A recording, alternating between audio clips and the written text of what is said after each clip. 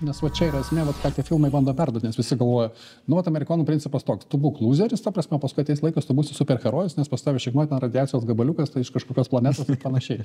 Ne, čia yra simboliai, kaip ir Matrica yra simbolis, taip ir tie visi filmai, ta prasme, jie simbolis, kad kiekviename iš mūsų gyvena tas herojus ir tu pabandyk būti tas herojus savo srityje ir tada pasaulis bus nuostabus.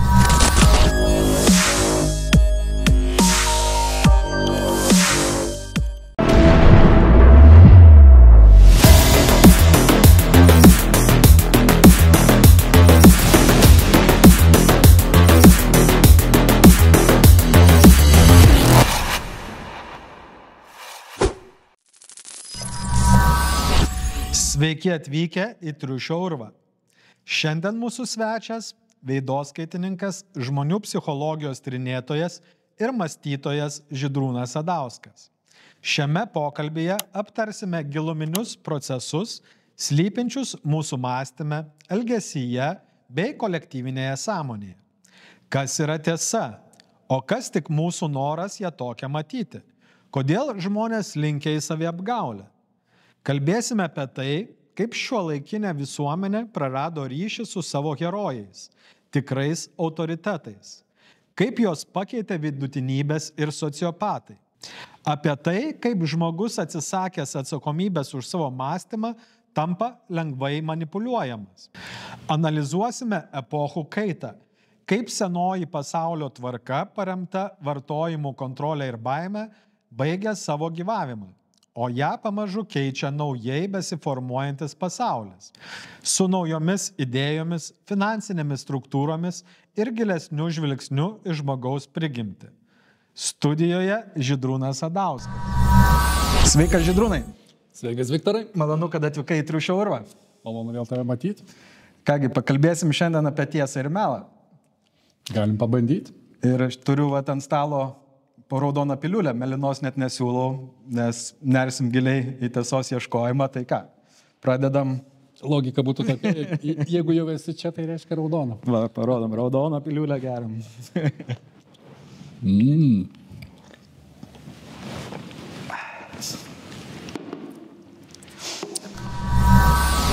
Stebiu tavo veiklą jau senokai, dar prieš pandemiją. Ir tu buvai pirmas, iš kurio aš išgirdau žodžius, kad Matrica tai yra dokumentinis filmas. Kada atėjo tau tas supratimas ir kodėl? Pirmą kartą, kai pamačiau Matricą, tai labai užkabino, ten tikriausiai kaip ir pati, tai tada automatiškai ten peržiūri 5-8 kartus. Ir kuo ilgiau žiūri, tuo labiau kažkas tai viduj groja. Ir klausimas, kas groja. Tai vat ir buvo tas momentas, kaip suvokimas, kad iš tikrųjų yra du tie gyvenimai. Du tai reiškia, galbūt tai nebūtinai kaip filme Matrica, bet jeigu mes jį žiūrim simbolinę prasme, tai tada ir pasimato, kad vat yra tas toks oficialus, gražus, kabutės užsidaro, atsidaro ir kažkur išeina gyvenimas, ta prasme. Bet iš tikrųjų viskas truputėlį giliau. Ką reiškia tas giliau? Bet kokią sritį dabar paimkim, pavyzdžiui, tą pačią mediciną. Aš čia kažkurią dieną važiavau mašiną, reiškia, ir buvo tokia keista laida per žinių radiją, kur toj keistoj laidoj pagrindinis veikėjas yra tos radijos stoties savininkas, bet jisai dažnai ten nebūna toj laidoj. Bet visada prisiverčiu tą laidą išklausyti. Dėl ko? Ten būna labai tokių kartais įdomių, gilių įžvalgų. Ir tada kalbėjo teologijos kažkokia tai dėstytoja ir jinai pasakė tokį labai įdomų faktą. Kada, reiškia, buvo 11-12 amžiuje atsirado pirmieji universitetai, tai kiekvienas medicinos studentas tame universitete turėdavo praeiti 3 privalomus dalykus, ta prasme tokie kaip 3 moduliai buvo. Vienas iš jų tai buvo, ta prasme, pats gydymas kaip medicina, toliau antras buvo teisė, tai reiškia tavo santykis su pacientu, bet ne ta prasme, kaip mes dabar suprantam, kad jeigu mane blogai pagydys, paduos į teismą, ne, mes čia dabar jau kažkur nuėjom ne į tą pusę, ne, tiesiog tavo santykis su tuo, ką tu tai gali, ko tu negali ir panašiai. Ir trečias, kuris buvo pats svarbiausias tas modulis, tai buvo teologija. Ką tai reiškia, ta prasme, tai reiškia, kad dabar mes gydom žmogų kaip kažkokį tai tokį subjektą, kuris negyvas, nes tam yra skirta 15 minučių, reikia užpildyti papkutes ir tada viskas bus. O ten labiau kalbėdavo apie tai, kad, ta prasme, tu esi ryšyje su tuo klientu per tą kažką, kas yra aukštesnis ir automatiškai, ta prasme, tas ryšys yra ypatingai tiek pat svarbus. Nežinau, kiek esi susidūręs su tokiais dalykais kaip coachingas. Nesu ypatingas coachingo gerbėjas, nes netitinka mano temperamento, bet coachingė labai svarbi pirma sąlyga yra ta, kad prieš, reiškia, kontaktuodamas su klientu, aš turiu labai savaiškiai atsakyti, kokia mano intencija. Tai grubiai kalbant, reiškia, jie eina į tą patį, tik tai nevadina to taip. Tai va, tai tą pusę ir spaudžiu, sakau, va, tas dabartinis modernus pasaulis, jisai tas toksai va, bedvasios ir tas išorinis kevalas to pasaulio, va, jisai tą išorinę matricą, kurią mes suprantam kaip tas mūsų gyvenimas, bet nuėjus kažkur giliau, ta prasme, yra labai daug dalykų, kurių mes negalim pačiupinėti. Ir va, galbūt vizualinė, simbolinė prasme filmas Matrica ir parodo tą tokį, kad ir iš tikrųjų, va, jeigu tu nueini ten, aš kalbu apie tą išėjimą iš to oficialaus ir suvokimas to oficialaus kaip absurdo, tu pamatai, ta prasme, kiek galbūt mes dabar gaunam tą paveiksliuką, kuris skanus, bet nuėjus ten, ta prasme, yra neskanu, pakankamai sunku, reikia prisimti atsakomybę, reikia suvokti kažkokias savo ribas, save reikia pažinti ir ten iš tikrųjų nelabai gražu būna ir panašiai ir panašiai.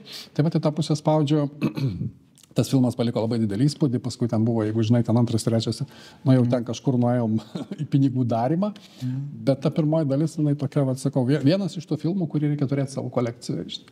Manau, kad taip, nes vėlgi priklauso, ar tu nori pažinti ar ne. Nes vienas įsimintiniausių irgi epizodų iš pirmos serijos buvo, kai tas plikis Cypheris sėdi su agentu restorane ir pasiema steiką, įsikiša į burną, sako, žinau, kad šitas steikas netikras, bet jis toksai sultingas ir skanus. Ir sako, po 9 metų toj, išėjus iš Matricos, toj Zajune, sako, ten smirda, ten sunku, ten gyvenimo sąlygos blogos. Sako, pasilieku čia, bet padaryk, kad aš viską pamirščiau, kas buvo iki tol. Agentas sako, gerai. Ir jeigu iš to kampo kalbam per filmo perspektyvą, tai jeigu sąžiningai žiūrim į gyvenimą ir tai kaip mes gyvenam, kaip mes suvokiam tą gyvenimą ir panašiai, tai 95% žmonių ir gyvena tame steiko variante. Ką reiškia steiko variante? Atsidaryk Facebook, atsidaryk Instagramą, juk visa esmė, kur tu keliavai, ką tu ragavai, ten, ką tu veikėjai ir panašiai ir panašiai. Mes renkam tos netikrus įspūdžius iš tų kelionių ir tam pačiam Facebook ir tam pačiam Instagram'e yra tie visi vadinama, reiškia, tie dalykai, kurie juokiasi iš tų dalykų, kurie parodo, kaip iš tikrųjų tie dalykai yra nufilmuojami ir padaromi ir panašiai ir panašiai. Tai grubiai kalbant dabar norma yra tas gyvenimas, kuris toks, galima ir pavadinti, reiškia, jeigu anglų kalboje, tai yra fake gyvenimas. Fake, tai reiškia, mes kuriam kažkokį paveiksliuką ir va tas paveiksliukas išoriškai yra gražus ir visi žaidžiam tą žaidimą. Prisiminkim tas pačias merginas ten perpustom lūpom ir panašiai ir panašiai. Tai reiškia, jos kažkuria prasme atitinka tą simbolį, kad visa esmė dabar yra išorė. Kas ten viduj, tai nesvarbu. Ir čia neseniai turėjau tokia irgi diskusija, kur klausimas buvo toks, sako, kaip taip, sako, mes čia į Marsą dabar ruošimės, ten ruošimės ir panašiai, bet jeigu taip žiūrim į žmonės, tai pastebim tokį įdomų dalyką, kad kuo labiau mes civilizuojamės, tuo labiau mes nelaimingesni. Tai va čia ir yra ta problema, kad šitą visą, mes tikrai išnagrinėjom okeaną, ruošiamės į tą Marsą, nemanau, kad nuskrisim, bet čia kita tema. Būtent. Euforija. Va, bet šitą visą, kaip tai bebūtų, ta prasme, mes labai daug resursų išleidžiam tam, kad vėl kažką tai sužinot toj pačioj išoriai. Mesgi dabar hipotetiškai kalbant, liktai manom, kad žinom, kaip prasidėjo šitą visatą ir panašiai. Čia irgi tokios yra kritikos neišlaikančios teorijos. Bet kaip tai bebūtų, esminis dalykas yra toks, mes labai mažai laiko paskiriam tam, kad išsiaiškintų, kas esu aš. Tai jeigu mes dabar nusikelsim į rytus, tai pavyzdžiui, būtų tie patys ten, nežinau, zenbudistai. Zenbudistas, kai jisai medituoja, jisai klauso savęs vieno paprasto klausimo, kas aš esu. Ir tada jam išlenda, pavyzdžiui, vyras. Jisai atmeta šitą atsakymą ir automatiškai vėl savęs klausia, kas aš esu. Ir jisai daeina iki tokio momento, kur nebėra klausiančio, nebėra to vyro, Antano, Prano ir kas tai bebūtų. Ir jisai pasiekia tą, ką mes vadinam dabar čia matrica. Ir klausimas yra toks, o kas ten tada? Atsakymas labai toks keistai, linksmai paprastas. Nušvitusio žmogaus klausia, reiškia, sako, kas pasikeitė, kai tu nušvitai? Jisai sako, iki nušvitimo, sako, aš pjoviau žolę ir kapojau malkas. Dabar, kai aš nušvitau, sako, aš irgi pjaunu žolę ir kapoju malkas. Tai dabar, o kas iš tikrųjų pasikeitė? Jisai anksčiau, kapodamas malkas, galvoja, kad reikės pjauti žolę. Dabar, kai jisai pjauna žolę, tai yra pirmas ir paskutinis jo veiksmas. Ir čia ne ta prasme, kad žmogus turi kažką tai pamiršti, žinai, ir būti tik tai tame, ten, žinai, dzenas, japonų kultūra ir panašiai. Ne, bet esminis dalykas yra toks, jisai nugalėjęs tą savo ego, iš tikrųjų ir atranda tą savo laimę. Dabar, jeigu nusikelsim į tą pačią Indiją, principas yra tas pats. Žmogus ten 20-30 metų save laužo, gyvena oloje. labai o čia ta matai, o čia ta košė, kuri neskani. Ta prasme, jisai visą gyvenimą save laužo, bet jisai pasiekia tai, būtent išsivaduoja, reiškia, ir pabėga nuo tos visos karminės kančios, kaip mes ten vadinsim, bet esmė išlieka ta pati. O pas mus, vakarų pasaulyje, ta prasme, ypatinga, reiškia, yra ta iliuzija, kad kuo daugiau šalių apkeliausiu, kuo daugiau tas lūpas prisipūsiu, reiškia, kuo gražesnę mašiną nusipirksiu, ta prasme, tuo labiau yra tikėtina, kad yra teistas. Koks yra įdomus paradoksas. Yra toks pasakymas toje pačioje Biblijoje, sako, neturėk kitų dievų išskyrus mane. Ir daugelis krikščionių tai supranta pakankamai primityviai, kad ta prasme, aš esu tik aš šiaip biški diktatoriškas, tai prašau tik tai mane. Ne apie tai ten kalba, nes paimkim tą patį Instagramą, paimkim tą pačią gražią mašiną, dievai kaip subjektai, kuriuos aš garbinu, gali būti bet kas. Ir pagrindinė problema šiuolaikiniam ta prasme pasaulyje yra ta, kad mūsų pagrindinis dievas yra pinigai. Ir kur yra problema? Kol žmogus siekia pinigų, jisai tobulėja, auga, gyvenimas yra gražus, ta prasme, jis turi kažkokią perspektyvą, bet yra sunku. Tai jis dar kol kas, reiškia, valgo tą neskanę košę, jisai toj matricos pradžioj. Kada jisai pasiekia, turi labai gražius namus, gražią mašiną ir visą kitą, jisai susiduria su tuštuma. Nes tas dievas iš tikrųjų netikras, kuria prasme. Techniškai būkim sąžiningai, tai yra popierius, tai yra priemonė kažkam tai. Tai yra mūsų susitarimas, kad kai aš nunešiu šitai parduotuvę arba į banką, man duos lygiai tiek pat, kiek parašyta ant to popieriaus. Bet tai tik iki tol, kol galioja susitarimas. Tai va čia ir gaunasi, kad mes pakankamai daug energijos išvaistam tam, kad garbint tai, kas iš tikrųjų yra netikra. Oras. Aš čia nekviečiu visų dabar sekmadienį nueiti į bažnyčią, ta prasme, čia ne apie tai.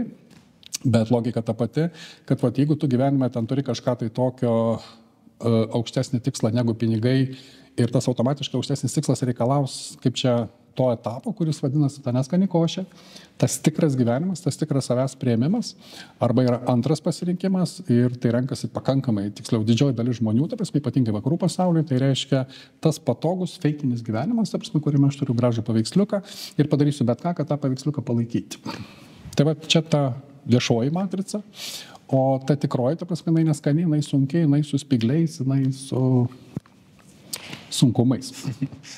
Jo, nes... Ir galbūt matėjau, Facebook'e buvo paveiksliukas toks, kaip memas toksai vaikšto, reiškia, kur du kasos langeliai, prie vieno parašyta, nieko nereikia daryti ir ten įglėžinai 8 km, prie kito reikia kažką padaryti pačiam, du žmonės stovi. Nu, tai va čia tas simbolis, jisai labai gražiai, žinai, apibrėžia, kur mes esame. Ir dabar klausimas tikriausiai klausytojams kyla toks, tai ką čia dabar principas yra save kažkaip tai laužyti ir visa kita. Supraskim paprastai.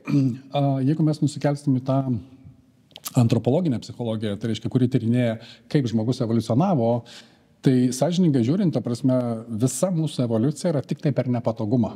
Klausimas, kada žmogus išlipo iš medžio, mane labai nustebino. Kada išsivystė katės, tai tigrai, leopardai, ir jie išmoko iššokti medžius, tada žmonės buvo priversti išlipti iš medžių. Tai reiškia, lipom lauk dėl nepatogumo.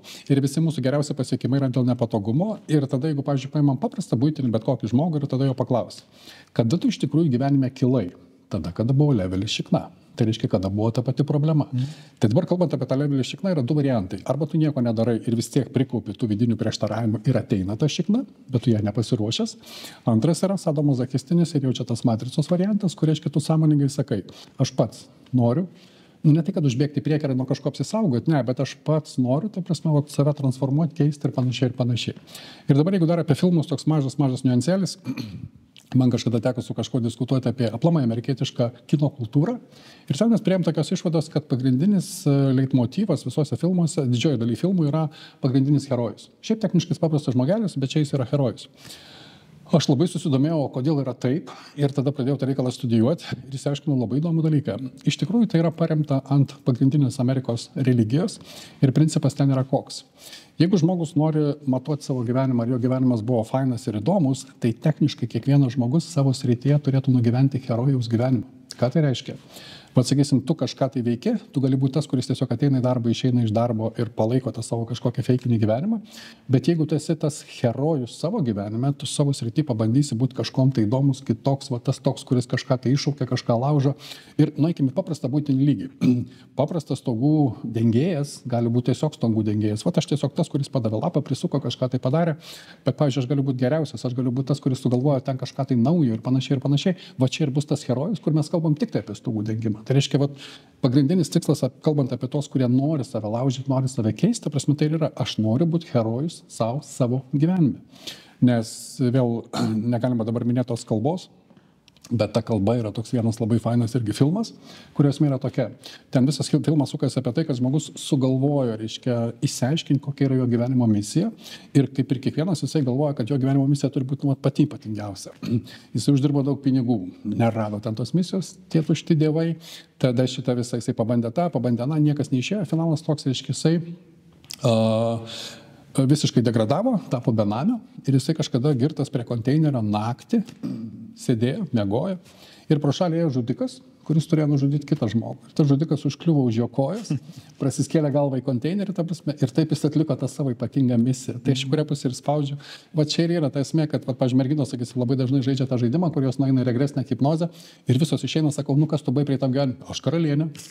Tai klausimas, o kur tarnaitės? Ta prasme, kas buvo? Tai va, tu gali būti tarnaitė, bet tu gali būti herojus. Pateiksiu netgi tokį visiškai būtinį pavyzdį. Mano viena pažįstama moteris, kuri yra valytoja, tiesiog valytoja. Bet šitą visą, čia įmonė buvo restruktūrizavimas 5 kartus ir visą kitą, ją visada pasilieka klausimas, kodėl. Tai geriausia valytoja. Nes pas ją iki paranojas, tai reiškia, jinai ateina į svečius ir pas mane tvarko. Bet va čia žmogus tom dega. Tai va jinai herojus savo srityje. Tai aš kurią pusę spaudžiu, nesvarbu, ką jūs ten taburetės darot, langus, stogus, kas tai bebūtų. Pabandykit būti patys savo herojais. Nes va čia yra esmė, va, ką tie filmai bando perduoti, nes visi galvoja, nu, amerikonų principas toks, tu būk loseris, ta prasme, paskui ateis laikas, tu būsi superherojus, nes pas tave šiknuoja ten radiacijos gabaliukas, tai iš kažkokios planetos ir panašiai. Ne, čia yra simboliai, kaip ir Matrica yra simbolis, taip ir tie visi filmai, ta prasme, jie simbolis, kad va, kiekviename iš mūsų gyvena tas herojus ir tu pabandyk būti tas herojus savo srityje ir tada pasaulis va bus nuostabus. Bet finale mes vis tiek dabar va išeinant iš to žaidimo, kad pagrindinis dievas yra pinigai. Mes gaunam tą momentą, ta prasme, kad didžioji dalis žmonių žaidžia tiesiog tą pilką tokį, vat, nu, vat, aš esu tos masės dalis, aš tai masėje truputėlį konkuruoju su savo to Instagramu, su dar kažkom tai ir gyvenu tą pilką gyvenimą. Čia ir vėl ne per seniausiai buvo tokia diskusija, kurios esmė buvo tokia, o kodėl dabar taip yra spaudžiama ant to, kad vat, visi žmonės turi turėti vieną nuomonę. Juk dar ne per seniausiai, ta prasme, tas savo nuomonės turėjimas ir buvo tai, ką mes gerbėm, ką mes toleravom, dėl ko mes čia diskutavom ir tada atrasdavom naujus variantus, o dabar principas yra arba viena nuomonė, arba jokios ir geriausia būtų tuos, kurie turi kitą nuomonę, sunaikinti. Tai va čia ta problema ir yra, kad reikia labai atskirti tokias savokas, vat, kas yra žmogus, ne kiekvienas žmogus yra žmogus. Jeigu jau eisim žodinėlį, tada klausimas toks, o kas yra ta tauta? Tik tai dėl to, kad tu gyveni toje geografiniai teritorijai, dar tu nesi tas tautos atstovas. Toliau šita visa, kas yra masė žmonių, kas yra minė ir panašiai ir panašiai. Tai galite įsižeisti, jeigu norite įsižeisti, bet pakankamai daug žmonių, didelė masė žmonių, ta prasme, gyvena minios gyvenimą. Ir kada aš esu minio ir kada mano nuomonė priklauso apie save ir apie mano savęs vertinimą, tik tai nuo mano Instagramo, ten mašinos, namo ir panašiai, tada aš automatiškai norėsiu visą tą likusią minę, kokia jinai bebūtų, pritempti prie savo šitos, reiškia, minios, nes jeigu aš žaidžiu šitą žaidimą ir kažkas drįsta nežaisti, tai man tai automatiškai kabina, ta prasme, kaip taip. Nu, grubiai kalbant taip, jeigu mes visi loseriai, tai kaip čia atsirado vienas neloseris. Tai iš to ir gaunasi, ta prasme, kad mes jį turim sulaužyti ir pabandyti pritempti prie savo šito reikalo. Būtent, nes negali būti visi neo. Jeigu bus visi geriausiai, neveiks šitą sistemą. Bet asmeniniam lygmenį, nesvarbu, čia valytojas, sakau, taburetę žmogus daro, ten stogus daro, bet ką, asmeniniam lygmenį kiekvienas gali būti neo. Žinoma, nes, kadangi yra visur skalės. Kažkur pasaulyje yra pats geriausias gydytojas, kuris yra nuo Dievo, ir kažkur yra pats blogiausias gydytojas. Ir įsivaizduoji, pas jį kažkas dabar užsirašęs į priėmimą. Tai visa šita didžiulė skalė, šitam žaidime pats įdomiausias dalykas yra, tu gali pasirinkti, ar tu nori tobulėti, ar pasilikti su mine, arba visai, svarbu, čia man atneš pinigėlį ir bus. Ir labai gerą pavyzdį pasakė, ir klausimas yra toks, kaip dabar tai mergaitė, kuri turi labai gražią mašiną, pūstas lūpas, jachtą, jos vyro, patekti pas tą geriausią gydytoją. Jinai neturi šansų. Dėl ko? Geriausias gydytojas greičiausiai bus ne apie pinigus, nes jisai tai daro iš pašaukimo. Pinigai kažkur tai. Ir ta prasme jis uždirba, viskas su juo tvarkoja, bet ta prasme jam tai nėra svarbiausia. Garantuoju, arba jeigu jau dabar imam tą patį principą, tas blogiausias gydytojas bus brangiausias gydytojas. Tai tada mergaitė su jachta būtinai važiuos pas tą, nes būtinai reikia Instagram'e pasigirti, kad aš buvau pas geriausią gydytoją. Tai va iš tos logikos ir gaunasi, kad šita visa masė, minė, galite įsižeisti, Ji žaidžia, ta prasme, savo tame lauke ir tame lauke yra savo žaidimo taisyklės. Ir nedaug dievė tu išdristi, reiškia, toje masėje turėti tą priešingą nuomonę. Tai pat iš to ir gaunas, ta prasme, kad, sakau, visada, bet kurioje visuomenė, reiškia, bus 80% į kažkokią vieną kryptį, 20% bus tie atskalūnai, kaip čia pavadinti, ta prasme. Bet kas yra įdomiausia, ne dėl to, kad aš pats iš to atskalūnų, bet sąžiningai sakau, kad grinai iš, kaip čia, bendražmogiško suvokimo, su atskalūnais įdomu. Jie kitokie, jie nepatogus, jie turi savo nuomonę, galbūt su mano nesutampa, bet va tame kažkas tai yra. O kartais tenka bendrauti su ta bendra žmonių kategorija, galite įsižeisti.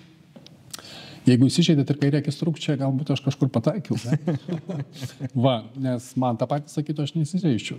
Aš žinau, kur aš esu, kas aš esu. Taip pat iš to ir gaunasi, kad šitą visą su ta mase, angliškas žodis. Jūs tikriausiai suprantat, nes turite Instagramą. Boring. Labai boring. Ir ne dėl to, kad problema kalbėti apie buitį, ne, ir buitis yra svarbu, viskas su to yra tvarkoj. Bet kada žmogus yra tas herojus, tas neo, savo srityje, jisai kitoks, nemoku paaiškinti, ta prasme, jisai kažkuria prasme toksai nepakartojamas. Čia mano vienas draugas iš vaikystės laikų, reiškia, kažkada miške pasigavo lapę, mažytė lapytė buvo, dar ten pasigavo tą lapę, prisijaukino, laikė narve. Ir kur mes pastebėjome įdomų paradoksą. Vat techniškai, fiziškai tai ta pati lapė, bet tos lapės nebėra. Vat kas yra lapė miške ir kas yra lapė narve. Tai simbolinė prasme galiu sakyti taip, kad ta prasme didžioji dalis mūsų, pažiūrėk, tie patys 5-aukščiai, 9-aukščiai mes tuose narveliuose sėdim, ta prasme tos lapytės ten kantriai laukia, kada valdžiai spręs už jos jų problemas ir panašiai ir panašiai. O ta lapė miške, tai mano subjektyvė nuomonė, tas 20%, kiek nebebūtų sunku skaičiuoti, bet ta dalis, kuri nepatogi, kuri kitokia ir drįsta turėti kitokią nuomonę, tai jinai ir yra ta lapė miške. Ir ta lapė miške turi savo žavesio, kurio vizualiai tu nepaimsi, nes lapė ten, lapė čia atrodo taip pat. Bet jaučiasi visiškai kitaip. Vėlgi, ieškant to geriausio, aš manau, kad bet koks kraštutinumas yra bėda. Jeigu jis per daug nuėjęs į materialistinį pasaulį, jis jau nebegali būti geriausias. Ir jeigu per daug nuėjęs į dvasinį pasaulį, irgi negali. Tai balanse, būtent tam balanse, aš manau, ir yra ta pagrindinė jėga, kur tu matai visą tą materialų pasaulį, koks jis yra, su pačiom blogiausiom spalvom, bet turi naudotis ir pajautą, ir kūrėjo dovaną mums šitam žaidime žaisti. Būtent, jo. Ir jeigu kalbam apie tą balansą, tai man labai patinka ta alegorija, kad vilkų ir kiškučių kiekis miškiais proporcingai susijęs. Ir ten tada natūraliai kyla kitas klausimas, o kas svarbiau? Vilkai, nes čia kur problema yra su to neo arba su to asmeniniu heroizmu, labai dažnai žmogus įsivaizduoja, kaip čia sako, turi būti tas elitas. Ta prasme, jau mano misija turi būti ypatinga, ten, gerai, Kristus pirmas, ta prasme, aš jau ten kažkur antras, jau mažiausiai, ką aš galiu nusileisti. Idealu būtų antras Kristus. Va čia ir problema. Ne, sakau, tu būk valytoja, būsi lygiai tas pats. Ta prasme, tu būsi nepakeičiamas. Būk ten bet kas, bet čia ne dėl to, kad tave pakeis, ne problema. Problema yra toks, kad tada tau pačiam, tavo gyvenimas yra įdomus, ta prasme, jame yra prasmė. O jeigu dabar jau grįžtam prie Kristaus, man labai patinka, irgi buvo kažkada diskusija apie tai, kad kas iš tikrųjų yra laikas, žinai. Tai jeigu sąžiningai žiūrim, pavyzdžiui, iš žmogaus X perspektyvos, tai aš čia gimiau, kažkur per vidurį čia yra Zaksas, ta prasme, čia yra kapinė, žinai. Tai ta pusė spaučia, tai yra tokia savotiška linija. Nubėk ten, paimk tą, padaryk tą, pasidaryk Instagram'e nuotrauką, ten prisipausk lūpas ir važiuoja. Iš principo, jeigu mes ieškom alegorijos tam pasakymui žiurkių lenktynės, tai čia ir yra tiesiogiai bėgimas žiurkių lenktynėse. Tie žmonės, kurie yra herojai patys savo, ta prasme, jie galbūt netgi ir to nesuvokia, bet jie veikia iš aukštesnės laiko linijos. Tai reiškia, yra dar tas vadinamas amžinybės laikas. Žinai. Ir pavyzdžiui, jeigu aš esu tas, kuris kepa bandeles, tai aš galiu, kaip ta žiurkytė, ta prasme, žinai, pigiau nusipirkti Baltarusijai padėvėtų miltų, žinai. Tada nežinau, ką ten dar padaryti, bet kad būtų dar pigiau, žinai. Ir idėja tokia pardavinėti pigiai, tiksliau brangiai, bet pigia savikaina reiškia bandeles. Bet jeigu aš veikiu iš ten, ta prasme, aš kepiu bandeles, ta prasme, ir aš noriu, kad tiems žmonėms tos bandelės būtų skanios, tai reiškia darau tai iš meilės ir panašiai ir panašiai. Ir šitą visą pas mus dabar vėl ta pati meilė, jeigu žiūrim iš tos žiurkių lenktynių perspektyvos, perkama, parduodama, prisiminkime eksperimentą 25, žinai, tai buvo 25 eksperimentas, vienas nepavyko, ta prasme, visada žiurkės pabaigdavo taip pat.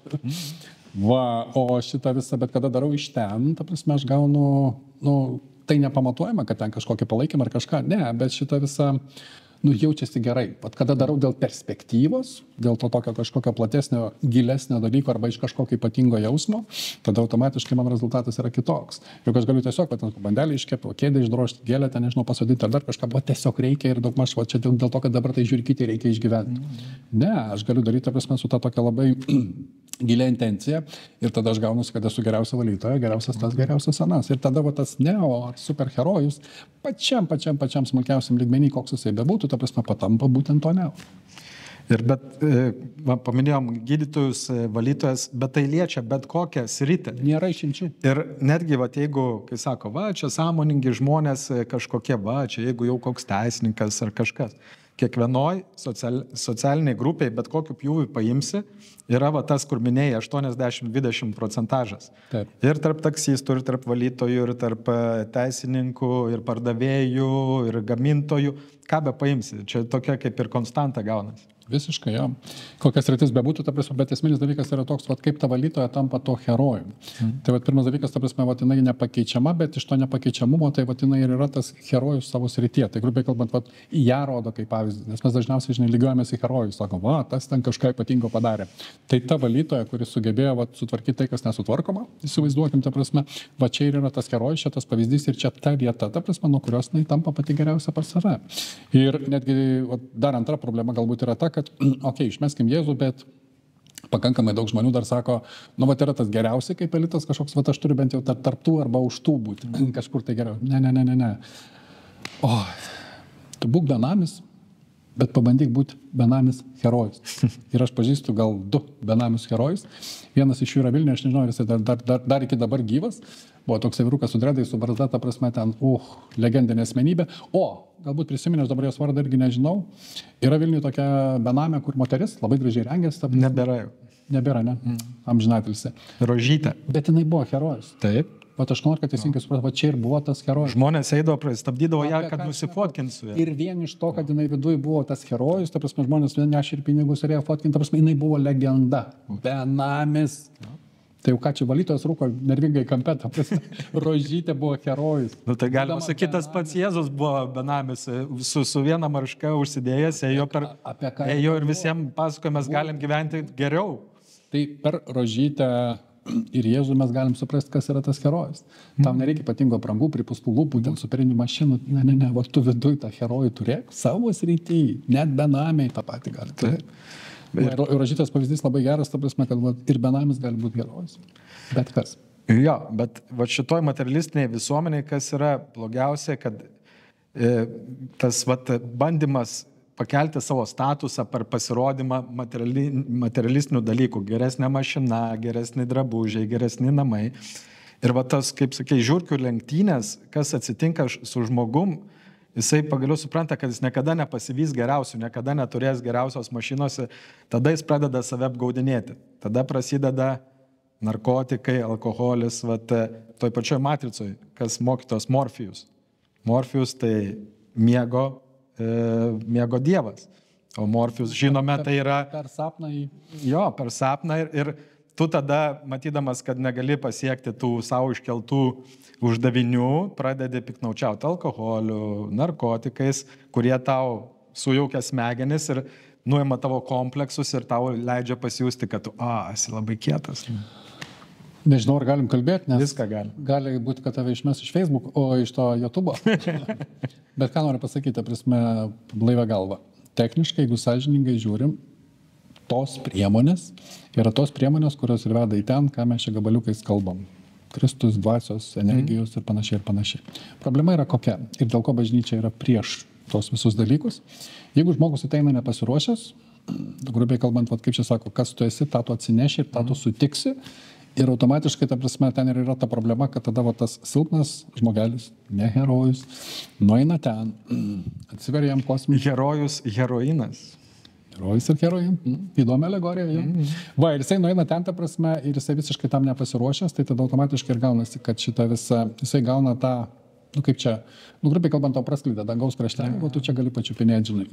Ir jisai, kai grįžta į šitą pilką, jisai tada pamato matricą ir savo to viso reikalo tuštybę ir tada jau į tą nebesinori grįžti ir tada automatiškai reikia dusintis toliau. Rytuose ir tam tikrose kitose kultūrose, paimkim tą pačias ajuvaskas ir visus kitus dalykus, ta prasme, tai yra normali priemonė, kurios tikslas ir yra sąmonės plėtimas. Tai va čia tas ir gaunas, ta prasme, kad jeigu esi čia žemėje užsiknisai toj žiurkių lenktynėse, pažiūrėk į perspektyvą. Ir šitą visą, jeigu tu esi tam pasiruošęs ir tikrai tam padirbėjęs ir panašiai, tu gauni tą. Grįžkim dar prie to paties, reiškia, jogo. Yra ten tokie vadinami, reiškia, tarpiniai nušvitimai, kaip satori, ten paskui pilnas ir panašiai ir panašiai.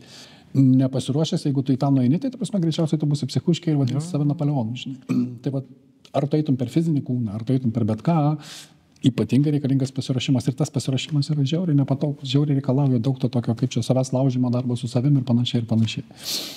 Tai va, tai šitą visą, su tom priemonėm viskas yra gerai, bet tų priemonių populiarumas ir, jeigu mes taip žiūrim, žinoma, kaip indikatorių, tų priemonių populiarumas įrodo, ta prasme, ant kiek mes jau ilgai savo meluojam, ant kiek tas melas yra daug pasiekęs, kad jau blaiviai tą žiūrėti neina. Čia iki to, kad vienas mums žinomas vienos valstybės vadovas buvo nuvažiavęs kažkur tai, viešai per televizijos kamerą susipyko, ten ta prasme ir ten buvo tas firminis, mes čia apie kažkokį kalbam, ten iš Mozambiko. Bet šitą visą, į kurią pusę ir spaudžia, toks ta prasme, kuo to aukščiau eini, aš kalbu tose žiurkių lenktynėse, tuo spaudimas yra didesnis. Ir kuo didesnis yra spaudimas, tuo labiau, žinai, tą nervų dėžutę nelaiko. Bet koks yra įdomus dalykas, ta prasme, jeigu tu net gerai eini ten aukščiau, bet tu veiki iš dar aukščiau, visai kita dinamika. Tai va iš to ir gaunas, ta prasme, kad sakau, ėjimas į bažnyčią dar negarantuoja, žinai, kad tai ne iš ten, bet manau, kad anksčiau ir vėliau, yra tam tikros statistikos, bet aš nelabai jomis tikiu, bet anksčiau ir vėliau kiekvienas žmogus kažkuria prasme ten daugiau mažiau ateina iki to klausimo, žinai, o ką, čia ir viskas? Ta prasme, va šitas bėgimas, šitos lenktynės ir yra ta esmė? Nu ne, yra kažkas tai daugiau. Tai va, mažais kiekiais eksperimentuojant, bandant ieškoti nušvietimo, viskas tvarkoj. Bet visą tai... Sąmoningai. Būtent. O nebėgant nuo kažko ir... Bet jeigu dar skleidžiant alkoholių ten, žinai, ir Dar gilesni dalykai. Narkotikų istorija dar įdomesnė negu cukraus. Mano prasidėjo triušio urvas nuo cukraus istorijos. Bet niekaip neprisiruošiu padaryti apie narkotikų istoriją. Taigi visi opijaus karai...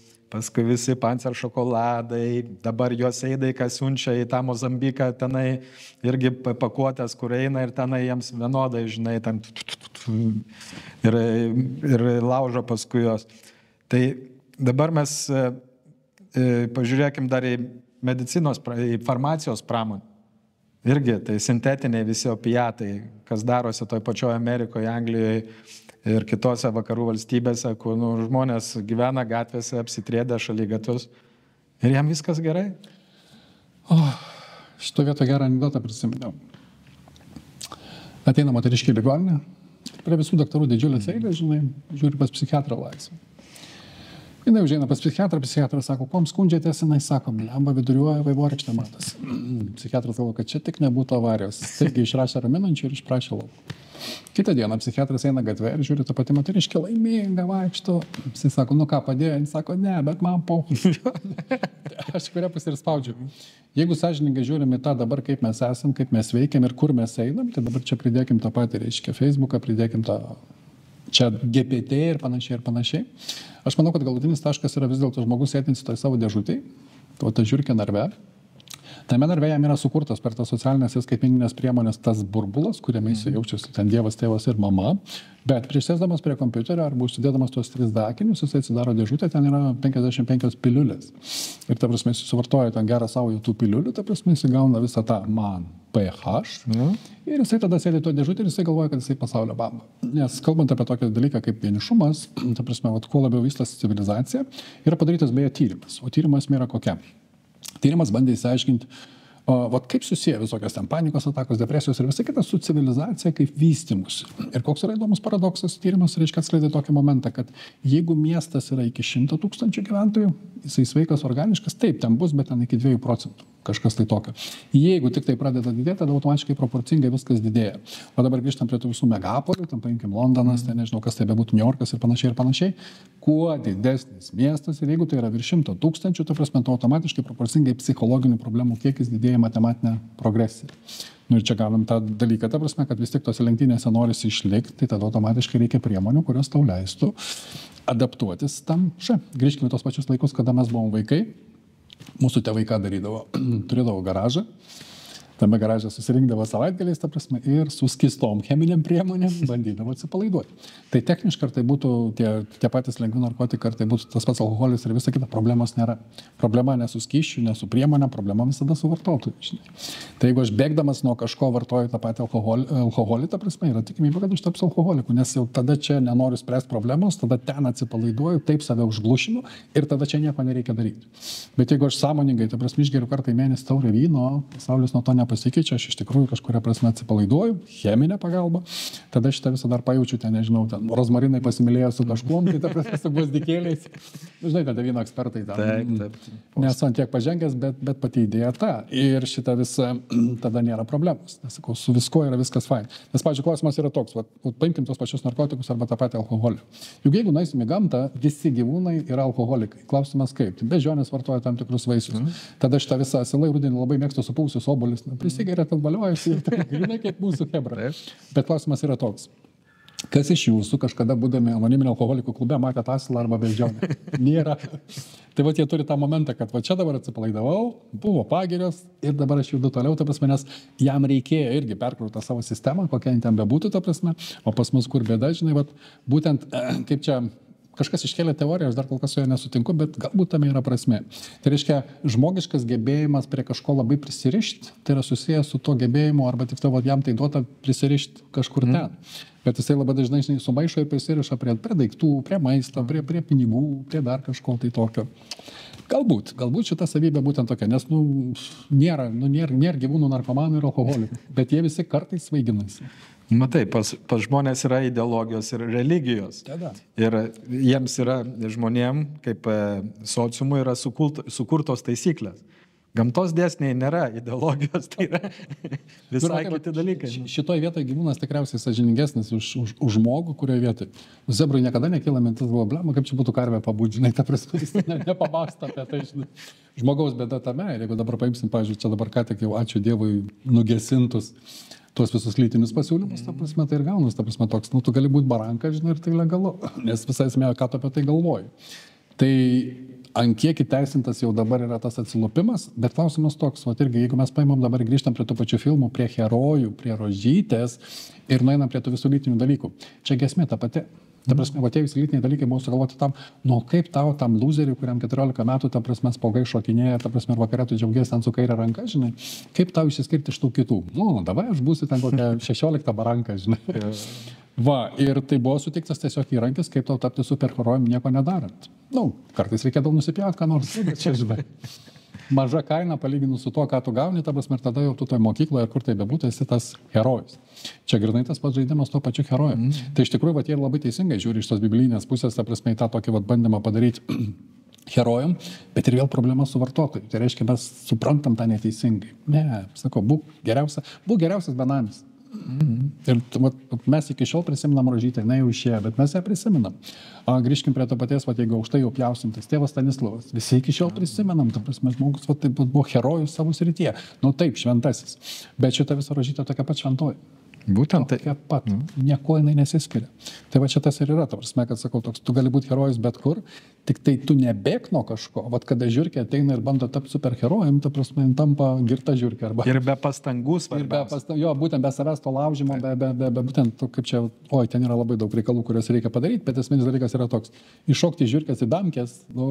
Tai pagalvok, ta minė 80% ar plus, ne, aš manau, ten dar daugiau negu 80%, jie niekada neleis kažkam užlipti, jie visą laiką tems į savo lygį. Bet ką, kuris jų tas pats, žinai, norėjimas turėti tą geresnę mašiną ir visą kitą, taigi kiekvieno akise, minioje ir siekia tapti to pačiu herojum. Esmė ta pati. Tik tai tiek, kad jų tas, kaip čia, netaisyklės, bet tas vidus kaip turinys, jisai iš tikrųjų yra feikas. Tai reiškia, mes tik taip gaudinėjom. Tai vietoj to, kad ta mergina iš tikrųjų ten save priėmė, tapo graži ir visą kitą, ne, prisipučiu viską, ta prasme, viskas ir priimkit mane. Klausimas toks loginis ir paprastas, ta prasme, ta mergina, kuri ten padaugino to silikono, hialurono ar kas tai yra, Klausimas yra toks, ar jinai nesupranta, kad mes per tą lūpą matom jos vidinius kompleksus? Tiesiog logiškai ir paprastai.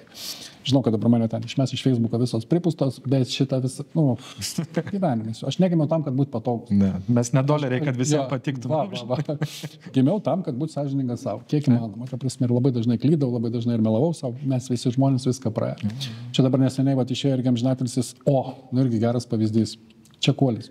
Ir visi blemba, jis ten buvo tas agentas kažkoks ir visa kita hebrytė. Visi iš jūsų, kurie esat šventi, gimėt jau šventieji, ta prasme, pasidėjo tą lankelį, pabaigėt vidurinę, vėl užsidėjo, meskite mane akmenį. Jeigu jūs visą gyvenimą nepadarėt nei vienos, ką mes vadinsim nuodėmę, ta prasme, visada buvo šventė, meskite mane akmenį.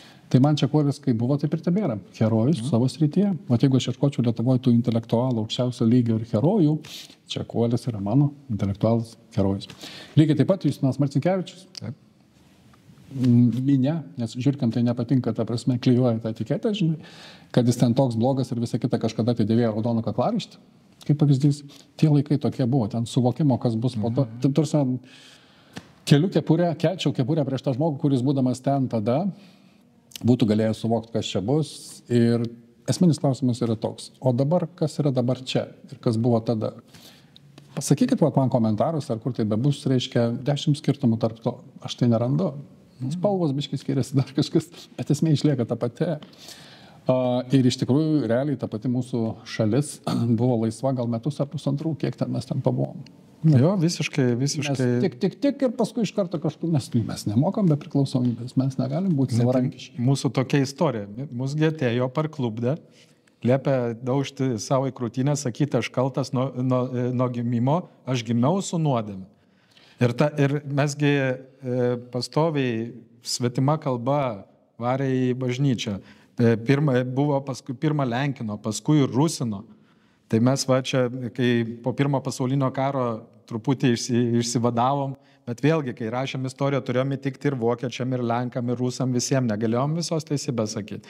Tada vėl užėjo po antro pasaulinio karo, vėl buvom toj sovietiniai sistemoje. Ten gera, bloga, čia jau kitas klausimas. Ten kaip ir visose sistemose viskas prasideda nuo gerų dalykų, išsivysto į blogus, nes žmogus toks yra. Išsivysto nomenklatūros ir tie su restais pirštais į save sugriauna visas ideologijas ir tai pasidaro tokia, kleptokratinė valstybė. Tai mes matome ir tą patį. Žiūrint tai herojaus pavyzdį, tai aš manau, nėra geresnio. Aš jau manau, kad mūsų video vadinsis jo, kaip tapti savo gyvenimą herojų. Tikrai, taip tai idėjo natūraliai tema. Tai yra labai gerai, nes geriausias šių dienų pavyzdys tai yra Elonas Muskas. Taigi visi tie atšilystai dievino, tai jisai gyvau, koksai čia gamina mašinas, kurioms nereikia iškastinio kuro, čia koks pažangus, progresyvus. Kas vyksta dabar, Bet tai rodo tų žiūrkių dviveidiškumą. Taip. Aš grubiai kalbu, bet tiesiog būkim sąžiningi kartais. Pirmas dalykas, kitas dalykas, grįžtant prie Lietuvos, mūsų likimas, jisai kažkuria prasme logiškas, kuria prasme, būkim sąžiningi, geografija, jinai turi savo tą įtaką likimui. Ir jeigu sąžiningai žiūrim į save ir be jokio pasikelimo, be jokių tuštybių, ta prasme, mes esam pasienio kaimelis. Taškas. Ir pasienio kaimelis visada būna ta tokia korta, kurią keičia, žinai, ta prasme, su vienu, su kitu ir panašiai. Ir šito priėmimas, ta prasme, labai daug ką, kaip čia pasakyti, pastatytų į savo vietas, bet pas mus problema tame, kad bent jau mūsų kabutės tokios riebios, tiesiog kabutės ateina jų ten, žinai, parašyti, nes ant tiek riebios atsidaro, tai mūsų tie dabar vedantieji, pavadinkim taip, jaučiasi tarytų jie būtų Kinijos vadovai, žinai. Man čia tas geografinis, loginis paradoksas, ta prasme, kad hebrytė, biškai įsivertinkit save. Ir žinai, ta visa istorija primena tą, kai aš vaikštau parke, kartais praeina kokią moteriškę su tokiu suskiu, žinai, to 100 gramų, kuris loja. Tai tada iš karto prisimenu tą tokią vieną anekdotą, kur reiškia ateina pas tokį vieną karininką, kuris labai žinomas mergišių, žinai, kitas kareivukas ir sako, kaip tau su merginam čia taip viskas gaunasi. Jis sako, ką, sako, pakalbė, sako, apie orą, tada, sako, pakvietė paklausyti muzikos, o visa kita jau detalės. Tas kareivukas eina parku, žiūri tą merginą su to, Jisai prieina, iš kojos spiriai tą šunį, tą šuo skrenda, jis sako, žemai skrenda, tikriausiai lis. Gal nori, sako, šį vakar pas mane užėjti, aš tau būgnų pagrosiu. Tai kažkas panašaus. Nes, nežinau, kaip čia viskas judės ir bus, nenoriu būti tas, kaip čia juodas pranašas, bet aš puikiai suprantu gyvenimo realybę, kaip čia pasakyti, kad tavo veiksmas visada turi pasiekmes. Ir mano subjektyvus spėjimas yra, mes turėtumėm gauti dantis už tą lojimą, pavadinkim taip. Ir ne problema, kad yra lojot, ne problema yra turėti savo principus, ne, būti herojus yra gerai, bet kada herojus yra netikras, tada jisai tikrai gauna į dantis. Tai va, į tą pusę spaudžia. Rožytė visi pinigus nešė, ta prasme, bet niekas nesakė, ta benamė čia kažko dergėsi ir panašiai, nes Rožytė buvo tikra. Tai lygiai taip pat ir čia, ta prasme, mes dabar turim tą netikrą heroizmą, kuris pridengtas kažkokiais oriniais pažadais. Nu ir tikriausiai, kad už tą heroizmą gausim į dantis. Dėl ko taip spėlioju, kažkoks labai keistas toks tylos momentas. Ką tai reiškia? Dabar, va, kas vyksta, tas vyksta, bet mūsų niekur nėra. Bet mūsų šuniukai loja. Nu, šuniukai, pasiruoškite. Nu, jie jau pasiruošė tam, turi kažkur namučius. Labai geras, vėlgi, alegorinis pavyzdys pelkė, kurioje čia kapstasi visą savaitę ir tai buvo vienintelis viską užgožiantis įvykis - pelkė. Mes sėdime pelkėje. Kaimas yra gyvas tada, kada kaime yra apie ką papletkinti. Tai dabar va čia grinai matys toks, žinai, va, kaip čia kaimas atsigavo. Rūde nuskendo kaimyno Antano dviratis. Gal pavogė, gal tas. O. Kiek ten buvo tų, kurie jo važiavo prie prūdo fotkintis. Su grėbliu vyrai bandė ten visko, ten buvo, žinai. Paskui suprato, kad reikės traktorius. Rimta. Jau su žaisliniais nieko čia nepadarys. Įsivaizduojate, jeigu tokia, čia nebūtinai yra smulkita problema, bet jinai problema, kuri taip santykinai pakankamai normaliai įsprendžiama. O tai mes iš tokios, vėl žodis musė gal negražus, bet iš pakankamai tokio akivaizdaus normalaus dalyko padarėm tokį žymį. O jeigu rimti dalykai bus, tai greičiausiai pampersų vaistinėse nebebus. Nieko nebebus, nei parduotuvėse, nei vaistinėse. Bus tiek reikalų. Matricoje, kai Neo ateina pas Morfijų, pirmą kartą jis jam pradeda pasakoti, kad tai ne pirma matrica, tai jau 6 matrica. Kad pirmos 5 žlugo, nes iš pradžių buvo sukurtos idealios sąlygos žmonėm. Čia grįžtam prie eksperimento 25, nepaėjo. Ir dar įvairios formos. Dabartiniai mūsų matricoje, kuri vis tiek paskutiniai 500 metų paremti ant krikščionybės. Tai mes matom, kaip šita sistema visiškai aižėja ir artėja jos galas. Sakom, kaip yra, nes kas pilna vaizdų, kaip didėjai metropoliai užpildyti musulmonų, tų pačių narkomanų, nebėra normalių žiniasklaidos priemonių, visur yra melas, nebėra tos išgrynintos ideologijos. Viskas eina prieš gamtos dėsnius. Tai gyvenam epochų grinai sankirtoje, kažkas naujo turės ateiti. Kaip tu manai, kas čia gali ateiti po šito viso? Pradėkim gal nuo to 6 matricų. Tai jeigu grįšim truputėlį atgal į istoriją, tai pastebėsim tokį dalyką, kad bandymas sukurti tą idealią matricą jis yra visada. Klausimus apie ką aš. Prisiminkim tą patį Antrą pasaulinį karą, fašizmas, klausimas, kokia ten buvo ta idėja tos tobulos matricos. Ten jeigu paprastai kalbėti, tai reiškia logika buvo tokia. Tobula matrica, tobuliem žmonėm, mėlynom akim, kurie ten kažkokį turi arijų geną ir panašiai ir panašiai. Ok. Dabar jeigu grįšime tą po to, kas atsirado, tai ta pati Sovietų sąjunga, tai klausimas, kas ten? Ten irgi bandymas sukurti rojų žemėje, ta prasme, tik tai dabar jau čia turėjo būti visiems, iš kiekvieno pagal galimybės, kiekvienam pagal poreikius ir panašiai ir panašiai. Kapitalizmas, kaip santvarka, ta prasme, principas irgi tas pats. Dabar aš iš Kinijos galiu užsisakyti spintelės varžto paslėpimo tą tokį plasmasiuką, kuris kainuoja 50 euro centų. Siuntimas galbūt 2 eurai, bet ta prasme toks, aš dabar iš bet kurios pasaulio galės galiu gauti kažką. Rojus. Kodėl mes tam rojui nelaimingi? Tai va čia ir yra ta problema, kad ar tai būtų komunizmas, o dėl ko jisai nepaėjo, ar tai būtų kapitalizmas, ar tai būtų narkotika, alkoholis, visur problema ta pati. Žmogus. Ką tai reiškia? Jeigu prisiminsim tos pirminius komunistus, kaip jie tikėjo tą idėją ir pati komunizmo idėja, tai jinai iš tikrųjų yra paimta iš Biblijos. Ir šitą visą, jeigu pas visus sąmonėje būtų galima išlaikyti tą tokį, žinai, mano visas gyvenimas yra tik dėl kitų, tada iš principo sistema veiktų. Galit padaryti rudų reikalų ant batų, ta prasme, jeigu turi su to pretenzijų, bet tiesiog būkim sąžiningi logikai. Dabar grįžtam prie to paties kapitalizmo, principas irgi tas pats, bet problema yra kokia. Resursas yra ribotas. Tada automatiškai iš to tokio gražaus kapitalizmo šūkio, kad reiškia rinka nusprendžia ir panašiai, mes dainam iki to, kad tai pavirsta į oligarchijas. Ta prasme, tada kažkas tai kapitalizuoja resursus, paimkim dabar mūsų tą elektros tinklų liberalizavimą. Tai problema kur? 6, 8, 10, 12, nežinau kiek ten tų žiurkių yra, pasiėmė šitą visą reikalą, ta prasme, ir dabar dusina visas kitas žiurkės. Tada, tai čia apie visus, ne, čia tik tai apie tos konkrečius. Tai kažkuriam taške, ta prasme, kapitalizmas kaip sistema, kuri irgi bandė sukurti, nes fašizmas, komunizmas, kapitalizmas, ta prasme, čia nieko nėra iš niekur, viskas yra bandymas atkartoti tą patį, kas parašyta Biblijoje. Tai reiškia bandymas žemė sukurti tą patį rojų. Ir ne vienas to rojaus projektas nepaėjo. Tai va čia tos visos matricos. Ir dabar dar šviežiai buvo bandymas, reiškia, sukurti tą barankų rojų, kaip čia jį pavadinti. Nu, aš kalbu apie tas lytis, ta prasme, ten visus tos makaronus ir panašiai, ir panašiai. Ačiū Dievui, kad nepaėjo, nes aš galvoju, norėjau kažkur tai važiuoti į kliniką, išsioperuoti smegenis ir pasakyti sudie protelį. Nes tam, kad tu toj beprotybėje galėtum išgyventi, žinai, reikia turėti atrofuotus tam tikrus dalykus. Nes tas melas, jisai kiekvieną dieną. Tai čia pirma dalis. Toliau, šitą visą paralelę įvyko bandymas sukurti žalią rojų. Kas yra žalias rojus?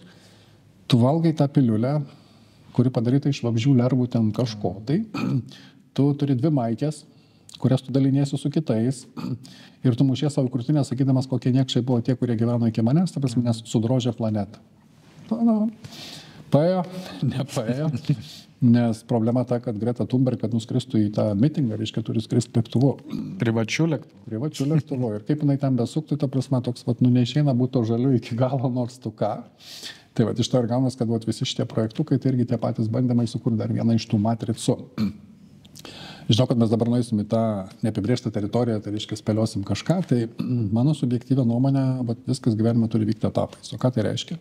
Jeigu, pavyzdžiui, poroje kažkas eina jau, sakysim, link skyrybų pusės, tai nebus taip, kad, ta prasme, aš šiandieną įsiskyriau, rytoj susiradau kitą ir mes ilgai ir laimingai. Ne, turim praeiti tam tikrus dalykus. Tai dabar išeinant iš to, kad šitas kapitalizmo, kuris jau buvo, kas įdomiausia, reiškia, nes, pavyzdžiui, Sovietų Sąjungos tai buvo tik tai ten, su tom savo satelitiniam šalim, tai, trečdalis pasaulio, vadinkim taip. Kapitalizmas kažkuria prasme jau paėmė 70% pasaulio, išskyrus ten tos tutsius ir visą kitą, kurie ten sako, žinau, mums ant jūsų nusispjauti, mes gyvensim palaidais plaukais. Ir jie herojai savo srityje, ir nieko jis negali jiem padaryti. Bet čia jau kita tema, tai grįžtam prie to, reiškia, dabar turi būti griovimo etapas. Tiesiog sistema pati natūraliai turi sugriūti. Tai Trumpo paskirtis dabar turėtų būti, nes turėjo būti 2 scenarijai. Pirmas scenarijus tai yra ir toliau išrenkami demokratai ir mes toliau saldžiai degraduojam. Vis tiek būtumėm pasiekę. Kaip tas narkomanas, kiekvieną dieną gaunam dozę. Vainai, sakom, ten jo. Rytoj mesiu. Būtent jo. 100, 200, 500 lyčių, viskas faina, mes visi herojai, ta prasme, tik tai pas mus viskas nupjauta, bet čia jau kita tema. Bet vis tiek būtume iki to paties pabaigos. Trumpo dabar paskirtis, kas man labai patiko, jo pradžia, ta prasme, buvo staigiai sugriauti, bet Trumpui kažkodėl dabar bent jau pritrūko gazo ir jisai nedrįsta toliau griauti. O kalbant apie tą sugriauti, ta prasme, turėjo labai stipriai sugriauti. Ką reiškia tas labai stipriai sugriauti? Tai pirmas dalykas jo, panaikinti visą tai, kas buvo, sukurti savo tą aparatą, sistemą ir tada sustasis, nes pažiūrėk, posakis Make America Great Again, aš manau, kad jo mintis yra gilesnė ir žinau tos filosofus, kurie stovi už jo, jie netiesiogiai jo, bet ta prasme, jie jo komandoj. Turėtų būti pilnas pasaulio ekonomikos resetas, pilnas. O tai reiškia, doleris nebėra ta valiuta, į kurią mes čia visi kabinamės. Tai va, tai ta pusės, pavyzdžiui, turėjo būti toks didžiulis boom ir dabar Trumpui neužteko vidinės jėgos ar kažko tai. Ta prasme, to viso reikalo pajudinti, gal dar atsiras, nes vis tiek sistema jau eina link to, jinai turi bankrutuoti, ta prasme, nes per daug surinkti yra tų vidinių prieštaravimų, ta vidinė skola yra, ten, ta prasme, tiek yra daug reikalų, kad dieve tu man. Tai va, tai aš subjektyviai manau, kad mūsų laukia didelis boom, anksčiau, vėliau, bet tas didelis boom tikrai bus. Ir tada visi tie maži kaimukai, kaip Ispanija, Vokietija, Lietuva, net nekalbam, čia mikrorajonas, netgi ne mikrorajon, kaimas kažkur tai. Va, nežinau, nuo Lietuvos pats esu lietuvis ir tikriausiai būsiu to Lietuvoje, bet aš šitą pusę spaudžiu, kad šitą visą... Ir tada ateina tas momentas ir dabar jau Europa dėl ko šokinėja, mes turim suvokti, kad visada gyvenom iš turtingo dėdės palaikymo, o turtingas dėdė, ta prasme, užsikniso būti to palaikančiu. Dabar, jeigu pastebėjau, čia su muitais irgi ta pati problema, visi šokiniai, kokie čia niekšai, jūs veidrodį susiraskit. Tada apie niekšą kalbėkit, ta prasme, patys ten lupa iš Amerikos ir už kiekvieną š. Aš gaunu iš Amerikos kelnes, nusipirkęs kažkokias, ta prasme, man reikia susimokėti muitą. Už ką? Čia pridėtinės vertės mokestis, tai jūs ten kažką darėt, jūs va kažkaip su tuo? Ne, vat nuo pašto siuntimo išlaidų dabar sprendžiu 21%, toks, vat, plėšikai plėšikauja, mažam kaimelį. Tai va, į tą pusę ir spaudžia, ta prasme, toksai, va, turim ateiti tą realybę ir suvokti, va, tu esi toks, klausimas yra toks, o kokios tavo galimybės? Viskas. Nes didysis dėdė greičiausiai trauksis. Už tai, kad jau pakankamai, nuo antro pasaulinio karo, reiškia tos Maastrichto sutarties, Amerika vat, ir finansavo tą visą palaikymą. Tie patys laivai, ten jūros apsauga ir panašiai ir panašiai. Tas pats, kad tu gali iš Kinijos tą mano gumytę ar kas tai bebūtų, ta prasme, plukdyti. Va, viskas, valius eina į galą, taškas. Ir dabar dar ant to uždėkim tokį didesnį dalyką, kuris irgi turės savo labai didelį įtaką. Demografija. O tik kur be nueisi, ta prasme, tą pačią Kiniją. Žinai, va, aš niekaip negaliu suprasti kinų. Kinai turi tą tokį, jie labai gudrus, bet jie nėra labai sumanus. Bet nežeminant Kinijos, aš ką noriu pasakyti, prasme, parakas, popierius ir visą kitą, kinai nesugalvoja, kinai nukopijavo. Ta prasme, va, jie visada va, tie tokie, žinai. Ir klausimas, va, toks, kas iš to, problema yra tame, kad šita visa Kinija kažkada tai, reiškia, turėjo tą tokią problemą, čia kai prasidėjo tas komunistinis režimas, turėjo tokią problemą, kad, reiškia, žvirbliai labai daug sulesdavo tų visų grūdų. Ir jie pagalvojo, blemba, jeigu žvirblį baidysim, jis labai ilgai negali būti ore, ta prasme, jisai nukris, mirs ir tada mes turėsim labai daug grūdų, žinai. Bet čia tas toks gudri logika, bet jinai iš tikrųjų neturi perspektyvinio mąstymo. Nu ir jie tai padarė, ta prasme, tais metais derlius buvo pats prasčiausias. Kodėl? Pasirodo, kad ne tik, kad grūdus palesdavo tie patys žvirbliai, bet jie dar ir kirminus, visokius vabalus, ta prasme, kas išsaugodavo tos pačius grūdus. Tai dabar grįžtu prie to paties, ta prasme, jie kažkada suvokdami, kad pas juos per daug žmonių, nėra ko valgyti, maitinti ir panašiai, vabzdžių idėjos dar nebuvo. Ir jie tada iš tiesų sugalvojo, kad vieno laiko politika. Tai pakankamai ilgai tai darė, tik turtingi, vat, aš pažinojau Londone gyvendamas kinietį, kuris sakė, aš turiu du brolius, sesės. Ir pagal Kinijos mastelius, ta prasme, žmogus, kuris turėjo tais laikais 3 vaikus, ta prasme, reiškia, jisai turtingas, nes už kiekvieną reikėdavo papildomai išsimokėti. Va, tai dabar grįžtu prie to paties ir dabar įsivaizduok, reiškia, užauga narciziukų didžiulė karta, nes vienturtis brūkšnys, ne visais atvejais, bet pakankamai dažnai tai bus kažkoks toks, aš myliu save, nes visi aplinkui myli mane.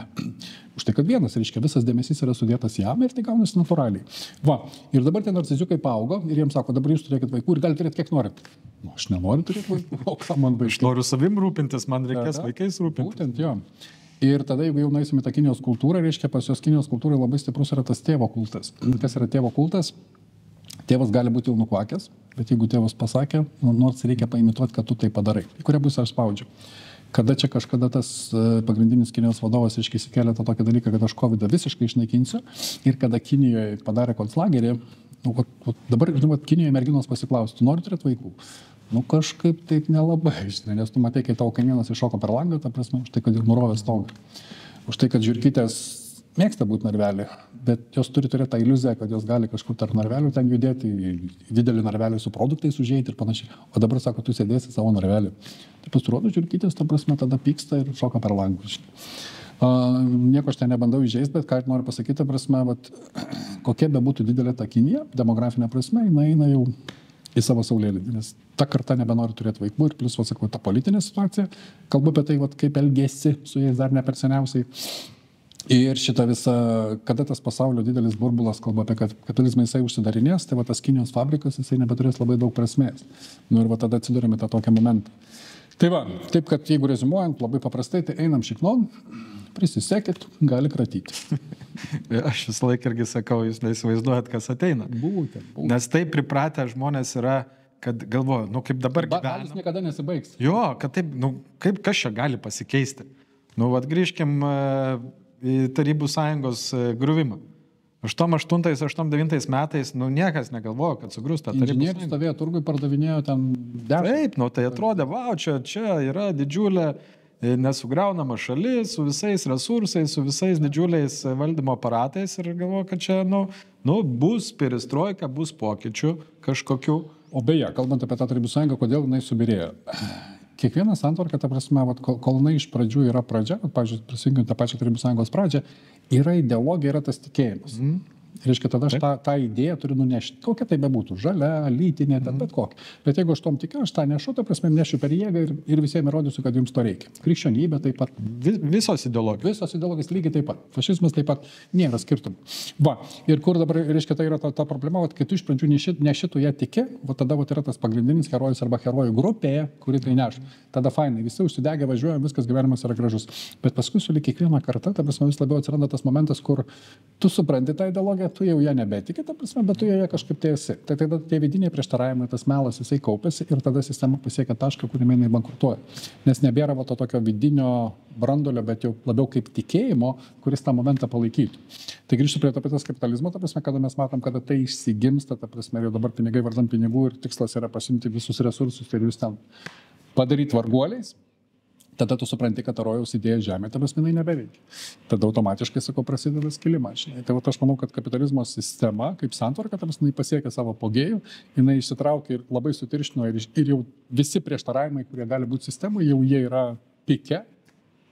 Nu, paimkim tą patį investavimą, ta prasme, mes dabar jau iš oro darom pinigus, bet čia ne ta prasme, kad kodėlgi nereiškia, tu investuoji akcijas, įmonė dirba ir ne.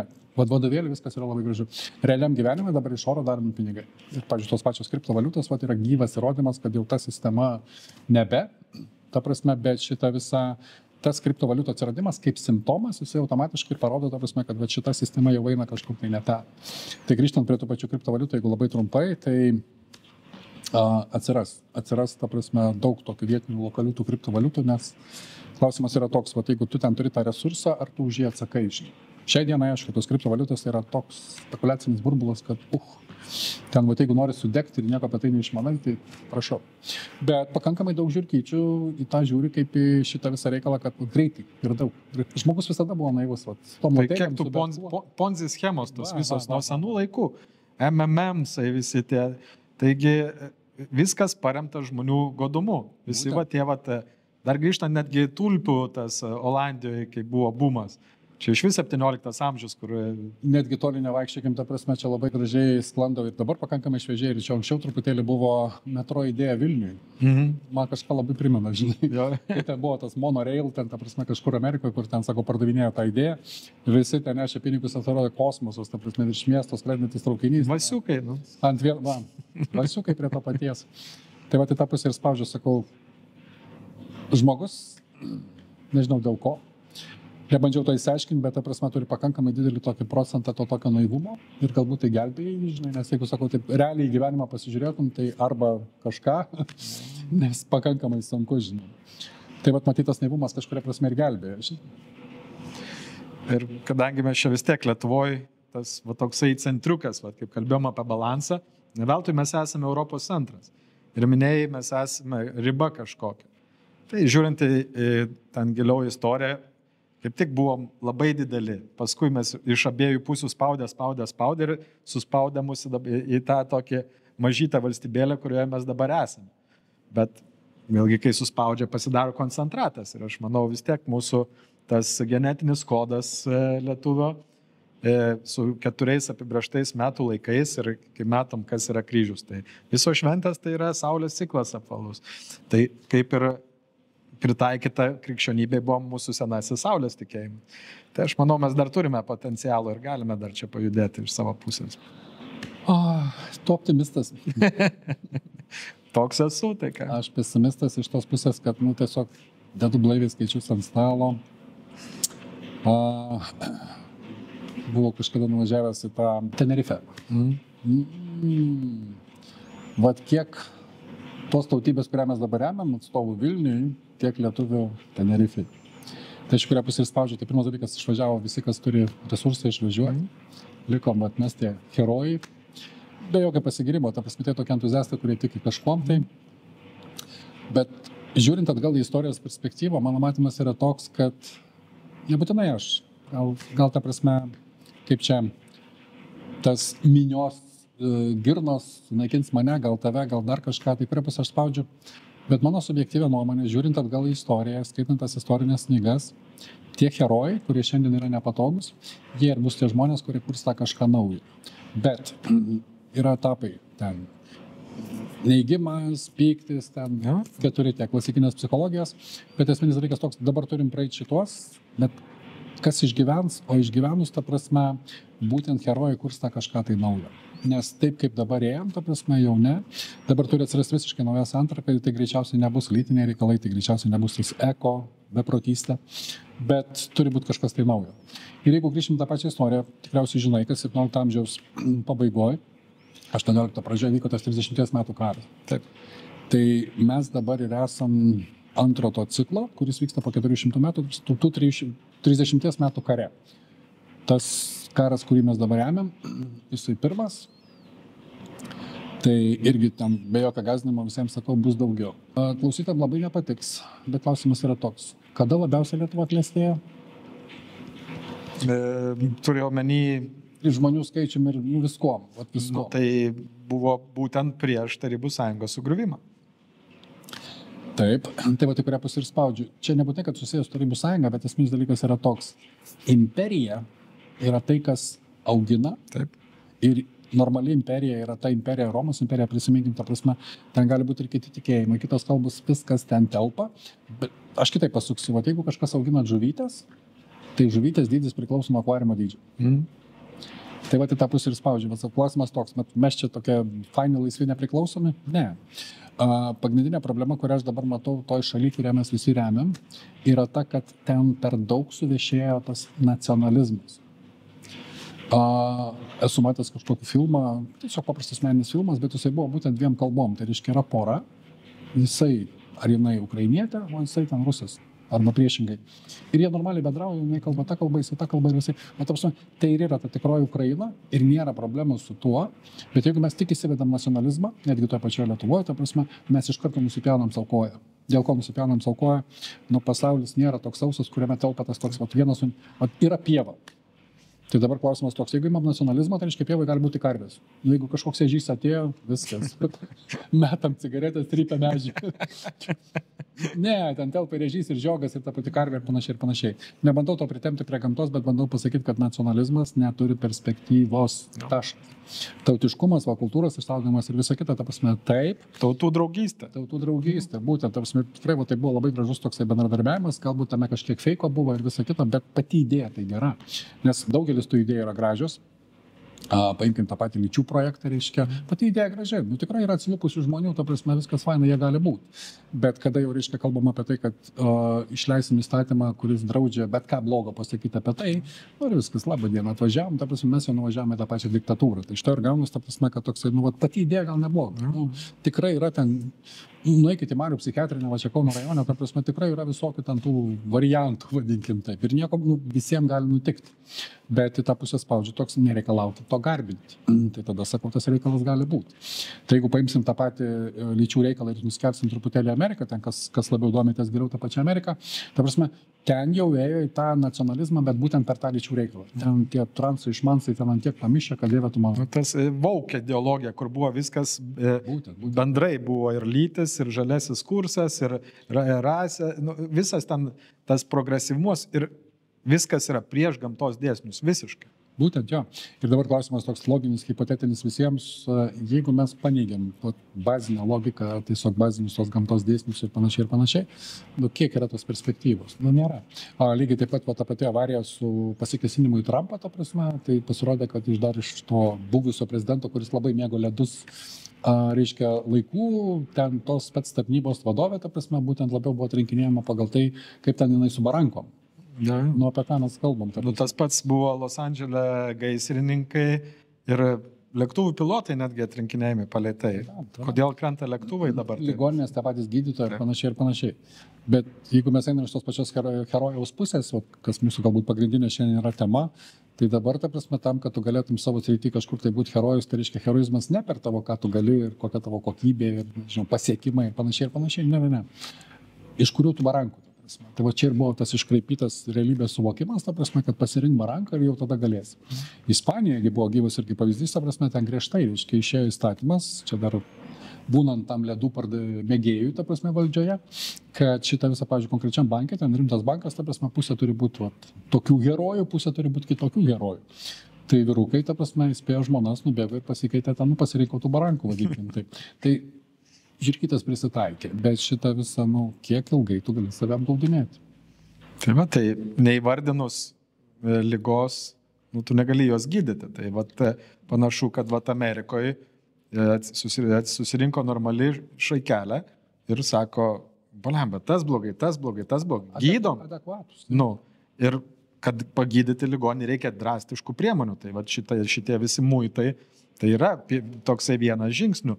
Bet aišku, tenai, kaip paminėjai, kad biškį jie pristabdė, ten reiktų stipriau tą operaciją daryti, bet jie suprato, kad jeigu mes per stipriai pradėsim tą ligonį operuoti, tai jisai numirs ant operacinio stalo. Mano subjektyvi nuomonė reikėtų. Čia mes esam tenais.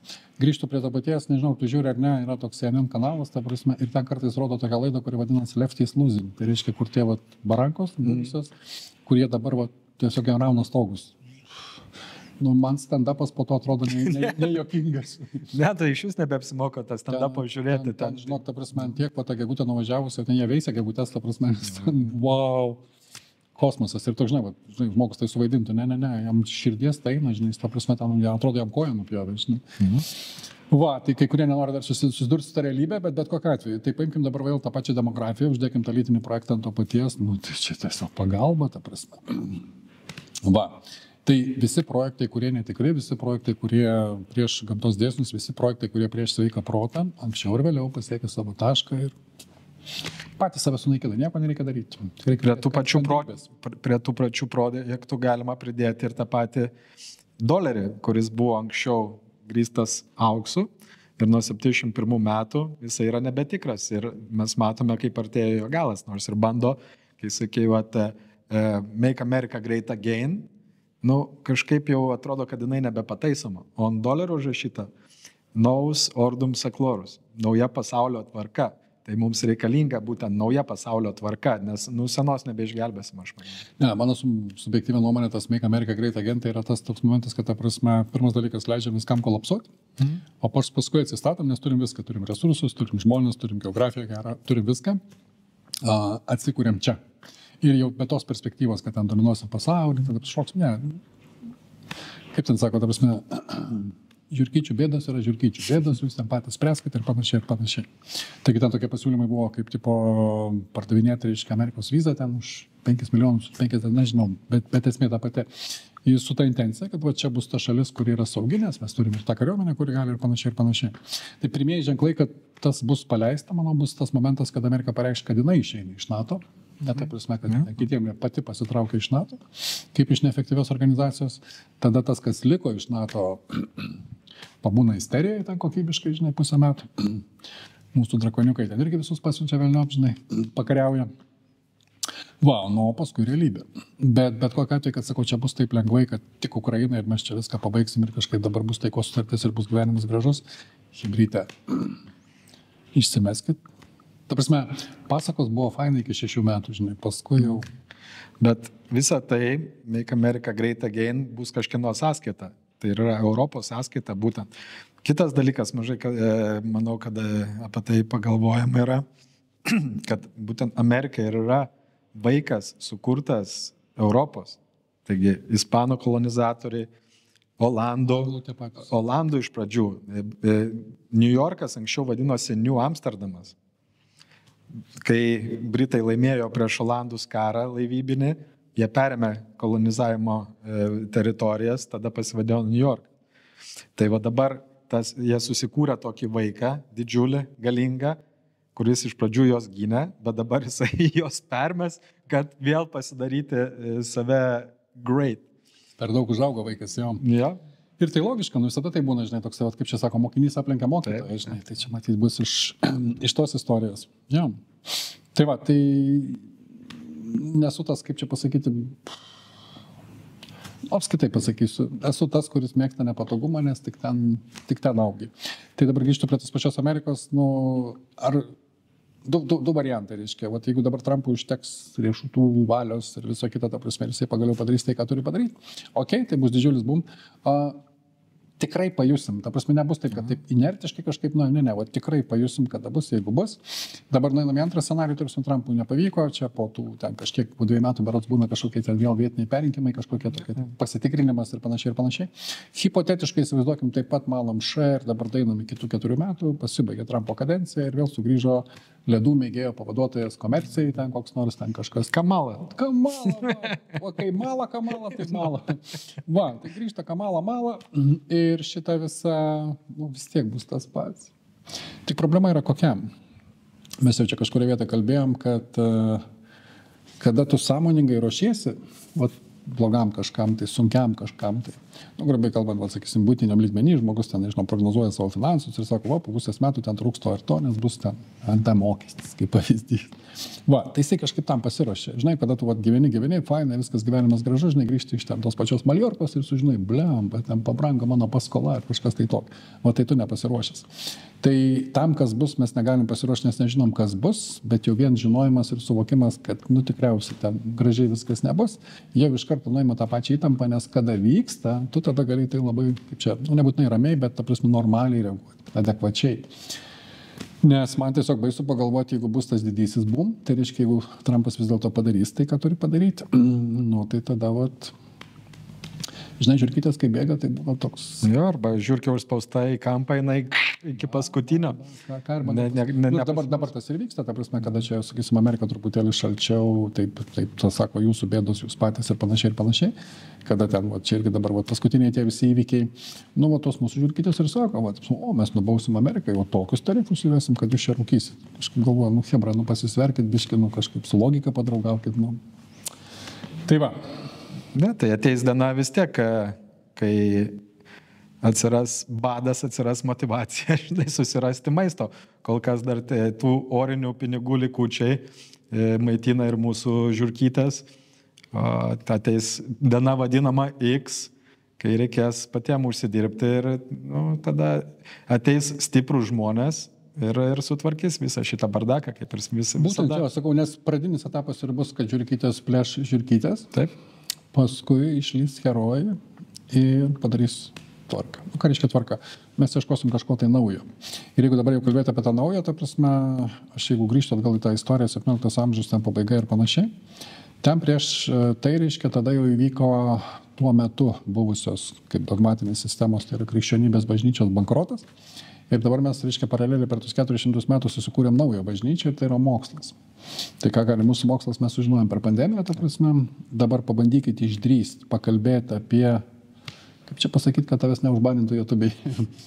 Pabandykite pakalbėti apie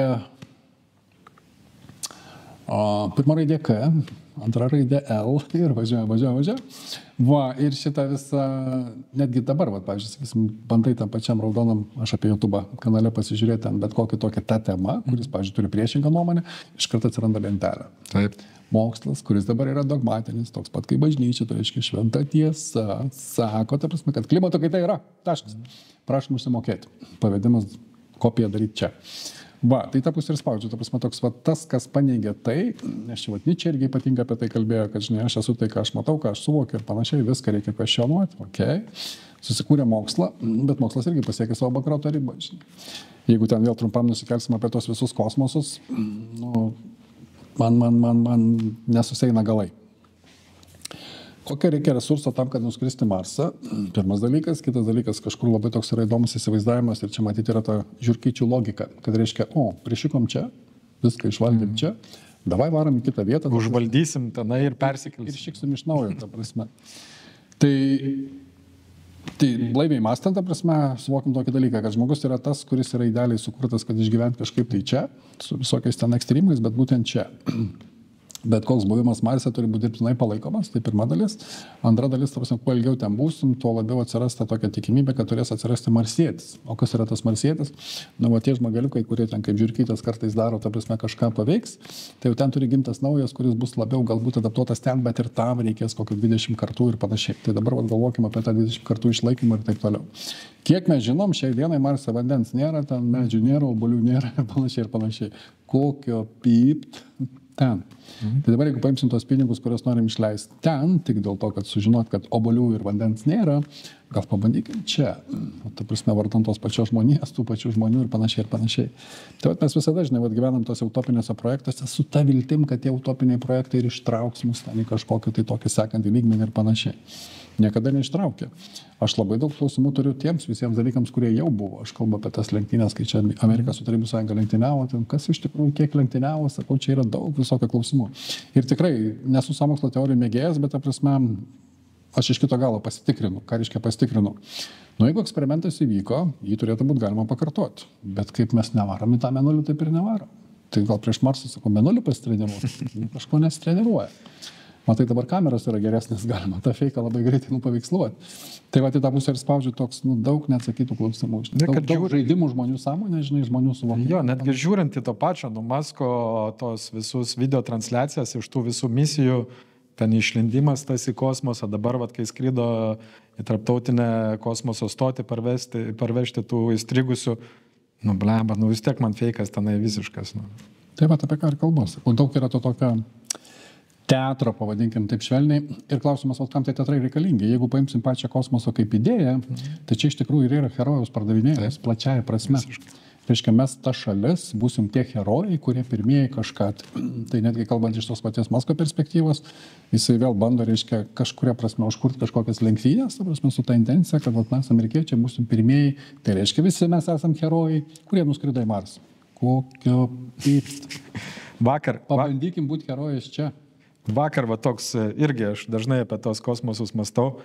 Taigi ir buvo tai kova tarp sovietinio bloko ir kapitalistinio bloko kosmoso tenai lenktynės. Tai pirmą Gagarinas išskrydo, prieš tai šuniukai išskrydo, Strelka ir Bielka. Tada Gagarinas, paskui Lunachodasgi buvo dar. Tai aš pagalvojau, atsiminiau Lunachodą. Taigi jis sako, kad parvežė iš Lunachodo tos akmenukų. Tai čia dar sudėtingesnė misija negu žmogų išlaipinti. Nes turėjo nuskraidinti tą Lunachodą. Jis ten turėjo pavažinėti kažkokiu būdu distanciniu, surinkti akmenis ir kažkas turėjo jos paimti, raketą pakrauti ir parvežti. Ir kiek ant traukos bebūtų, turėtų tas reikalas kažkaip pakilti? Ne, tai sakau, čia kuo giliau lendi, tai visi trukinėt pradeda. Baigęs inžinierius turėtų daug klausimų, kurios yra pakankamai sudėtingi atsakyti. Tai pabaigai turim vis tiek, mes savo šalyje pirmą susitvarkyti ir žiūrint, kai turėjom visi keikia čia konservatoriai, ten visas Ingridos Šimonytės su savo ministrais, dabar turim tokią galingą trijulę. Tai yra naujai pirmam turė išrinktas Gitanas Nausėda, kitaip žinomas kaip Donas Ganas, ir nauji patys ryškiausi ministrai, tai yra Dovilė Šakalienė krašto apsauga, kuri ten pelkėse kaip rusalka vaidenosi kiekvieną dieną.